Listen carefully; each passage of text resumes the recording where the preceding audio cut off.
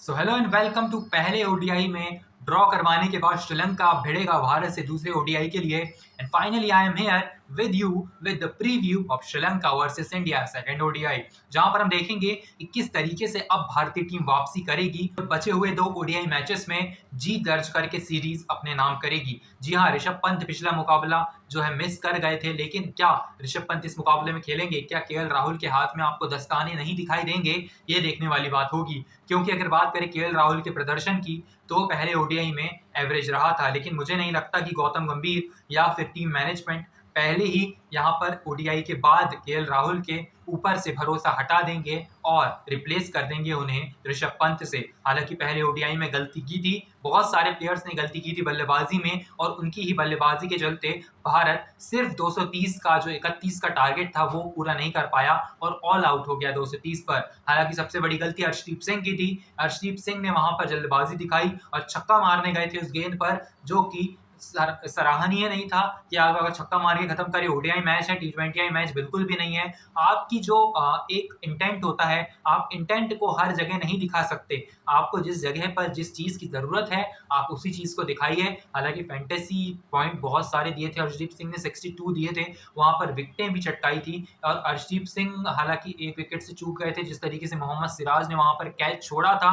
शायद वो कुशल मेंडिस का कैच रहा होगा। लेकिन अगर मैं बात करूं यहाँ पर मोहम्मद सिराज की, तो मोहम्मद सिराज इस मुकाबले में अपनी वापसी कर सकते हैं और विकेट ले सकते हैं। चलिए बात करते हैं पिच की कंडीशंस की। तो यहाँ पर जो गेंद है थोड़ा सा स्पिन होगा, और अगर मैं बात करूं धीरे धीरे जिस तरीके से बीतता जाएगा समय, वहां पर मॉइस्चर भी आपको दिखाई दे सकता है। लेकिन स्पिनर्स के लिए बहुत अच्छी बात है, गेंद जो है टर्न होने वाला है। जिस तरीके से हमने वेल्लालगे को देखा, जिस तरीके से हमने हसरंगा को देखा, अक्षर पटेल को देखा, उसी तरीके से हम अखिला धनंजया और कुलदीप यादव को इस मुकाबले में विकेटें लेते हुए देख सकते हैं। लेकिन अगर बात करें यहाँ पर फास्ट बॉलिंग की, तो फास्ट बॉलिंग के लिए भी थोड़ी बहुत मदद है और फास्ट बॉलर जो है अपने दम पर ही विकेट निकाल सकते हैं। जिस तरीके से हम देखेंगे, कैच अगर कोई बल्लेबाज उठाता है तभी जो है ज्यादा विकेट आपको देखने को मिलेंगे। लेकिन अगर बात करूं मैं कि गेंद जो है स्विंग होगा, तो ऐसा कुछ भी नहीं है। गेंद स्टीडी रहेगा, थोड़ा सा नीचे रहेगा, और अगर मैं बात करूं नीचे रहने की, तो इस पर मोहम्मद सिराज के लिए ज्यादा बाउंस है नहीं।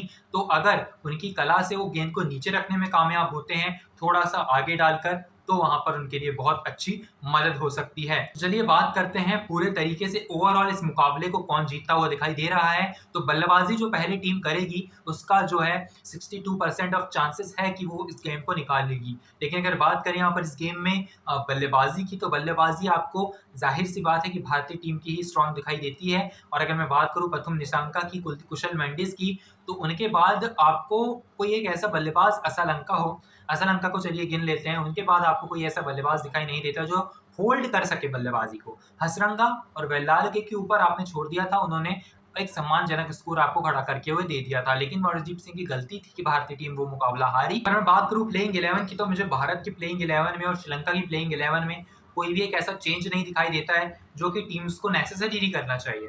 आप ऋषभ पंत को मौका जरूर देने की बात करते हैं, लेकिन फिलहाल केएल राहुल ने कोई एक ऐसी बहुत बड़ी गलती तो कर नहीं दी है पहले ओडीआई में कि आप उन्हें ड्रॉप कर दें।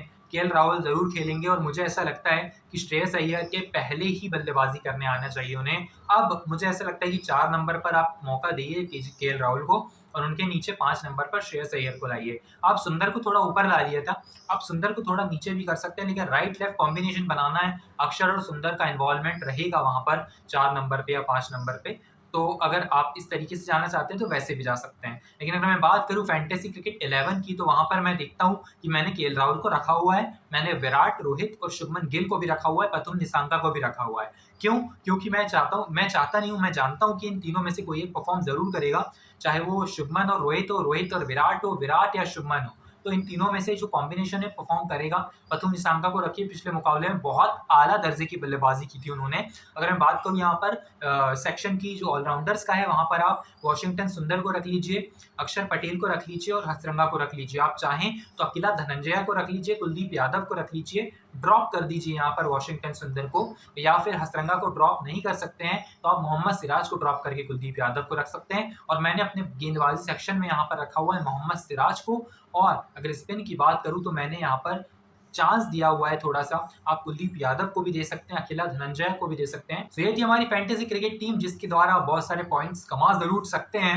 लेकिन अगर मैं बात करूं इस मुकाबले की तो मुझे ऐसा लगता है कि भारत अब वापसी करेगा और इस मुकाबले पर अपना हक जमाएगा और भारत इस मुकाबले को जरूर जीतेगा। और पिछले मुकाबले में जो गलतियां हुई थी भारतीय टीम उस गलतियों को नहीं दोहराएगी। और मुझे ऐसा लगता है कि इस मैच के जो हीरो रहेंगे वो होंगे विराट कोहली या फिर शुभमन गिल में से कोई एक। अगर स्पिन अच्छी है और स्पिन को ज्यादा ही अच्छी है तो ठीक है, लेकिन अगर थोड़ी कम अच्छी है ना तो श्रेयस अय्यर के लिए थोड़ा सा चांस है कि वो स्पिन के खिलाफ अटैक कर सकते हैं। तो आप श्रेयस अय्यर को पिक कर सकते हैं। तो आपको ड्रॉप करना होगा रोहित शर्मा को अपनी टीम में। Thank you so much for watching. I will meet you in the next video. Till then stay tuned.